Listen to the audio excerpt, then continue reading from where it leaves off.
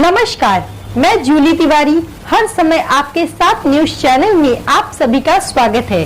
तो चलिए नजर डालते हैं आज के कुछ मुख्य समाचारों पर।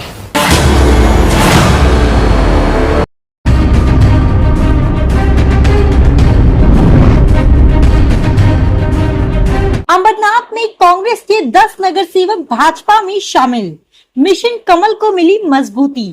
अंबरनाथ शहर में कांग्रेस पार्टी पिछले 35 से 40 वर्षों से अपनी सत्ता स्थापित नहीं कर पाई है। हालांकि शहर में कांग्रेस समर्थकों का अच्छा प्रभाव रहा, लेकिन सत्ता में कांग्रेस प्रायः शिवसेना के साथ ही नजर आई। इससे पहले कांग्रेस के प्रतिनिधि नगर सेवक के रूप में चुने गए थे। ब्लॉक कांग्रेस अध्यक्ष प्रदीप पाटिल के नेतृत्व में अंबरनाथ शहर से कांग्रेस के 12 उम्मीदवार चुने गए थे। प्रदीप पाटिल ने बताया कि जनसभा आयोजित न होने के पीछे कांग्रेस की मांगे पूरी न होना कारण रहा, जिसके चलते उनके खिलाफ कार्रवाई की गई और उन्हें निलंबित कर दिया गया। इसी नाराजगी के चलते कांग्रेस के 10 नगर सेवकों ने आज भारतीय जनता पार्टी में प्रवेश किया।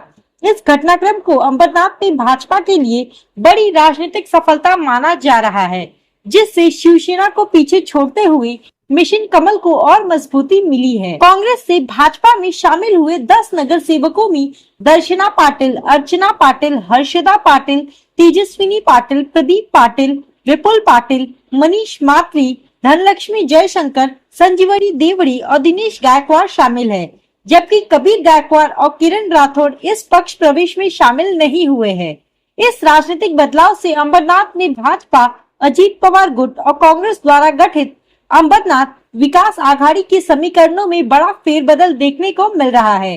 कांग्रेस प्रदेशाध्यक्ष हर्षवर्धन सपकाळ द्वारा ब्लॉक कांग्रेस अध्यक्ष प्रदीप पाटिल पर की गई कार्रवाई के बाद से शहर की राजनीति में सरगर्मी और तेज हो गई है और यह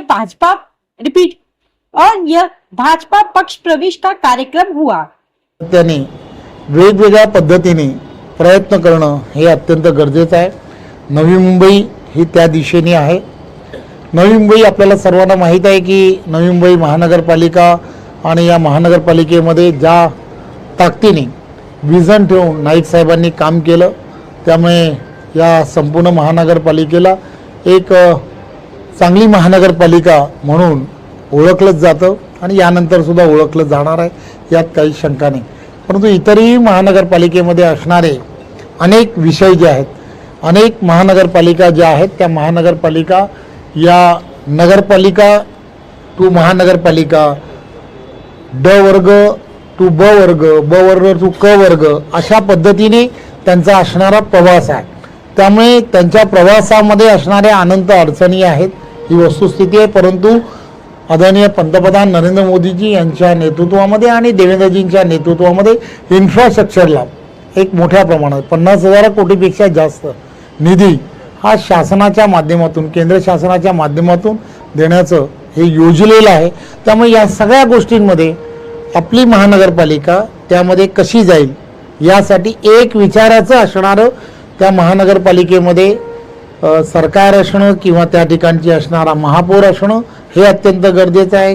केंद्रामध्ये एनडीएचं सरकार आहे, राज्यामध्ये सुद्धा महायुतीचं देवेंद्रजींच्या नेतृत्वातलं सरकार आहे।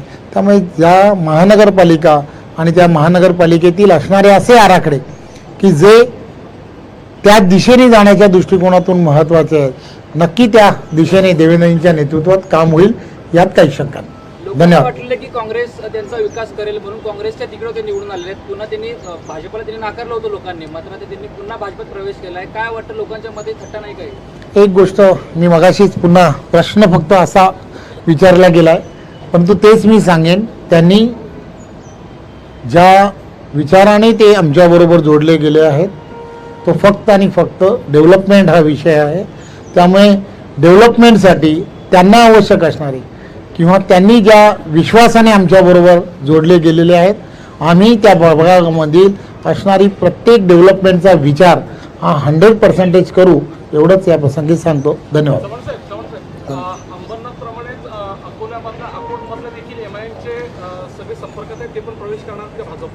मी कालच त्या संदर्भामधलं पत्र काढलेलं आहे। त्या संदर्भामध्ये तिथले असणारे आमचे जे लोकप्रतिनिधी आहेत त्या लोकप्रतिनिधींना मी नोटीस काढलेली आहे।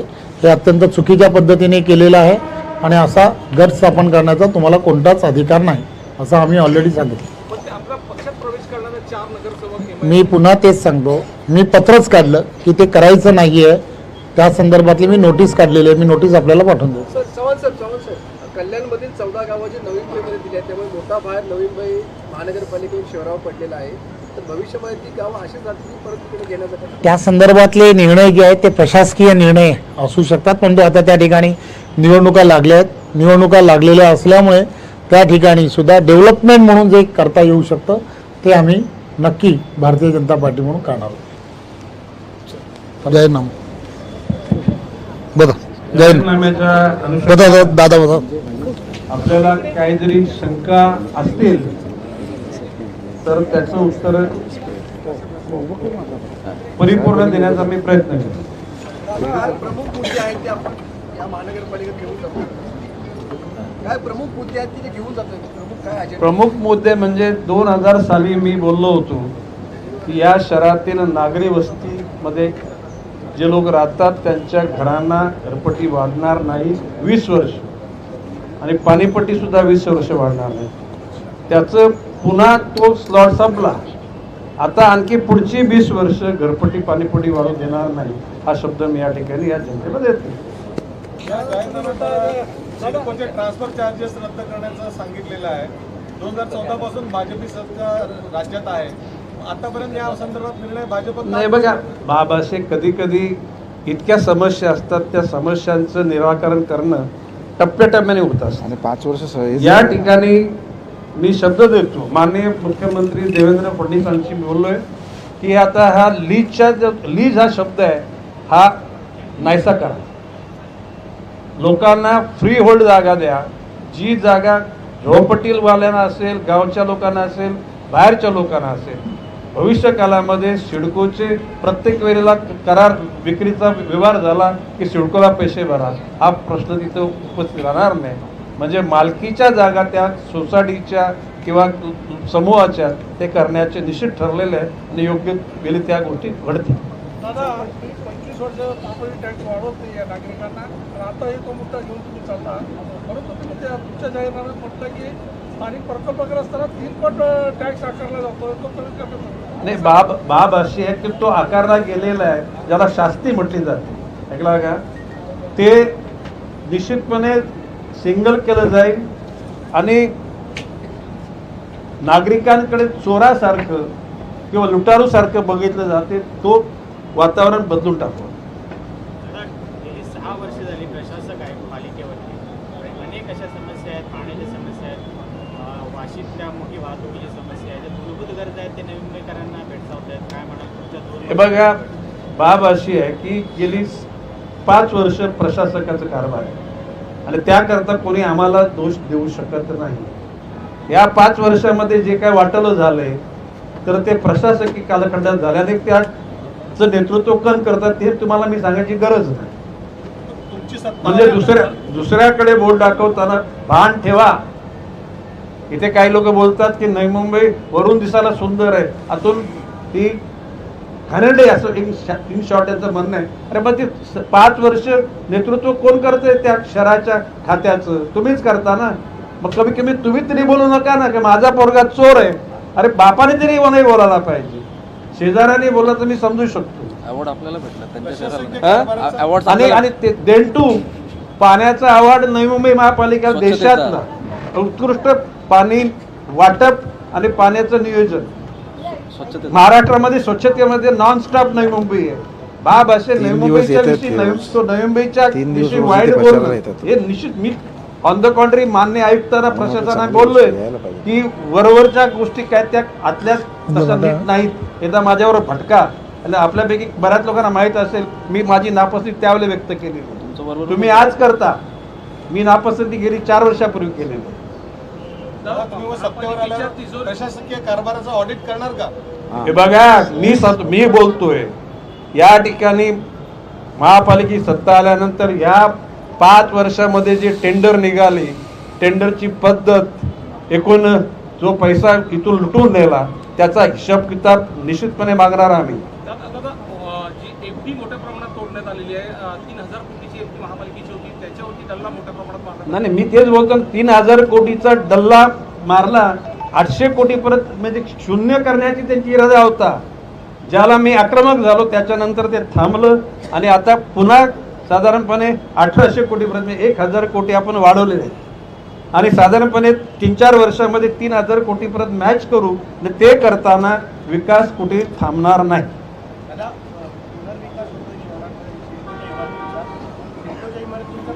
रिडेव्हलपमेंट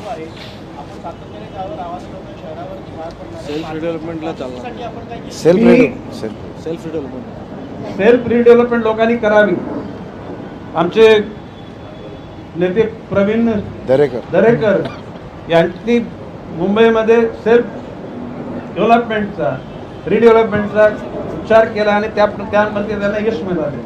आता इथे जर बोलाल, मी योग्य ठिकाणी बोलले म्हणजे कुठल्या मूर्ख माणसाने हा युनिफाईड DCR आणला. एव्हरीबडी वॉज काम अँड क्वाईट. म्हटलं या शहरामध्ये हा पैसा वापरला तर 3 मजली माणसाला फुटपाथवरून चालायला लागेल, कार जाणार नाहीतच, सायकल नाही, आणि चालत जाताना सुद्धा माणसाला धक्केबुक्के द्यावं लागते. हे मी बोलतोय, तुम्हाला भविष्य काळामध्ये ते निश्चितपणे लक्षात येईल. पूर्वीच्या काळी एक FSI असताना काही पॉइंट FSI वाढवताना NGO त्या ठिकाणी अतिशय आक्रमक व्हायचे. अरे आता खैरात वाटल्यासारखं FSI वाटतात. अरे तुम्हाला फक्त काय याच कालखंडामध्ये पैसे कमवायचे, भावी पिढी तुमच्या मनात विचार नाही का? भविष्यकाळ कसा असणार आहे या शहराचा, या जनतेचा?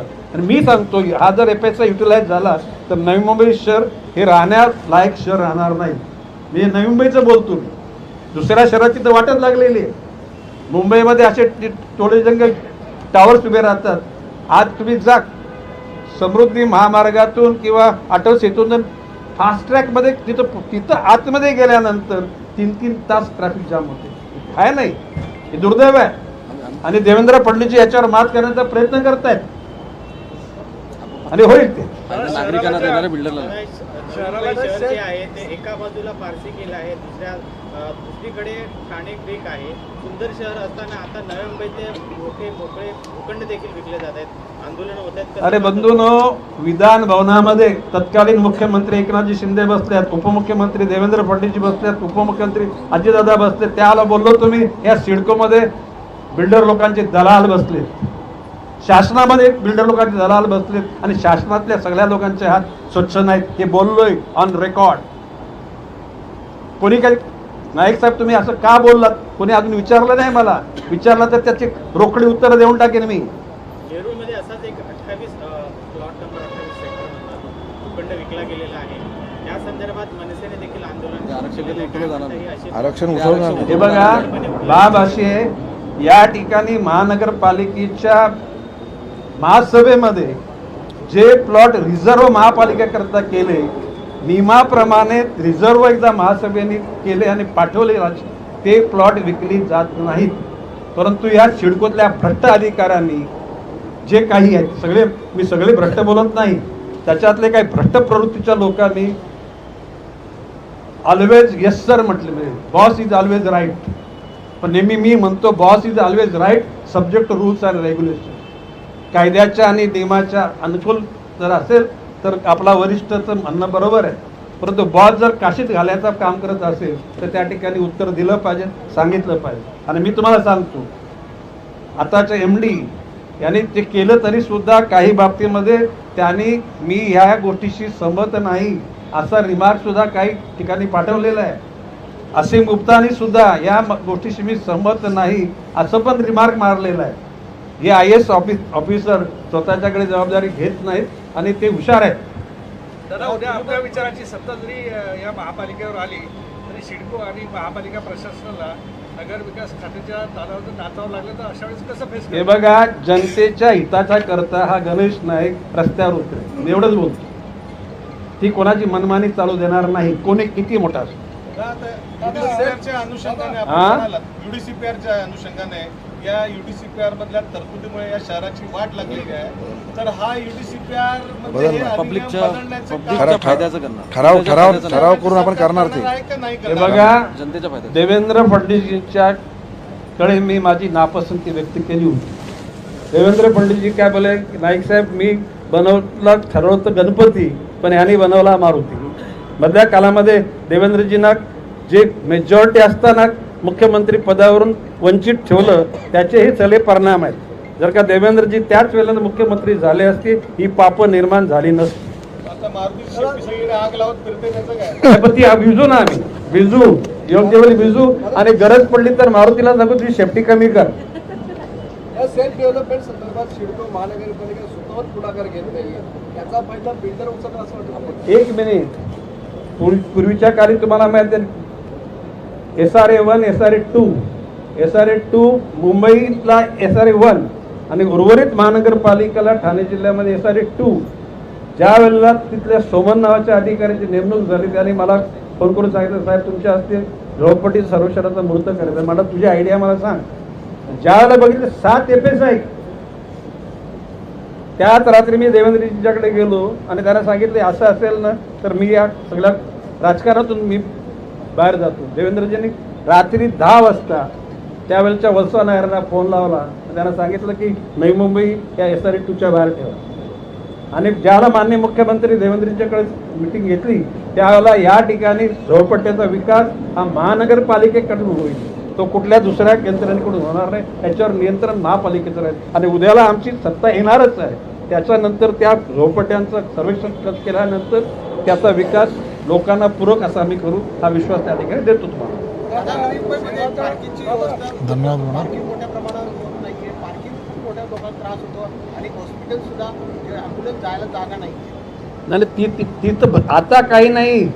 एकदा माननीय एकनाथजी शिंदे आणि मी नेरूळकडे त्या लोकसभेच्या प्रचाराला गेलो असताना नेरूळ स्टेशनमध्ये चाललेलं काम त्यांना सांगितलं, मला माहीत नाही हे पाप तुमच्या कालखंडात घडलं की देवेंद्रजीचे, हे बोललो मी. ते गप्प बसले. म्हटलं या ठिकाणी 8% फक्त पार्किंग लोकांना मिळणार आहे, राहिलेल्या 82% लोक गाड्याकडे उभ्या करतील रस्त्यावर. आपल्या ट्रक टर्मिनलची जागा, नेरूळची, सानपाड्याची, म्हटलं ह्यांना नैनामध्ये नेलं असं चाललं असतं. आणि आज तिथे बिल्डरच्या किमतीची घरं त्या ठिकाणी झालेत. 70 72 लाखाची घरं.